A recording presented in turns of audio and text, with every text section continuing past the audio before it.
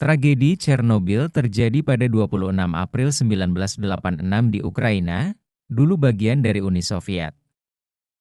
Ketika reaktor nomor 4 di pembangkit listrik tenaga nuklir Chernobyl meledak selama uji keamanan. Ledakan ini melepaskan radiasi dalam jumlah besar ke atmosfer yang tersebar ke berbagai wilayah Eropa. Penyebabnya adalah kombinasi dari desain reaktor yang kurang aman dan kesalahan operator. Lebih dari 30 pekerja dan petugas darurat meninggal dalam beberapa minggu pertama karena paparan radiasi akut. Ribuan orang terpaksa dievakuasi dari wilayah sekitar dan kota Pripyat berubah menjadi kota mati. Radiasi dari Chernobyl meningkatkan risiko kanker dan masalah kesehatan di daerah terdampak.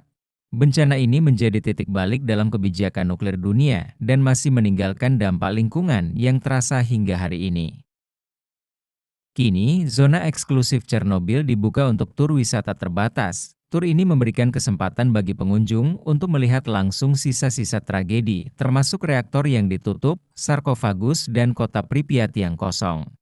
Wisata ini dilakukan dengan panduan khusus dan peraturan ketat untuk menjaga keamanan dari paparan radiasi. Pengalaman ini sekaligus menjadi pengingat akan dampak dari bencana nuklir, serta daya tahan alam yang perlahan pulih dari efek radiasi.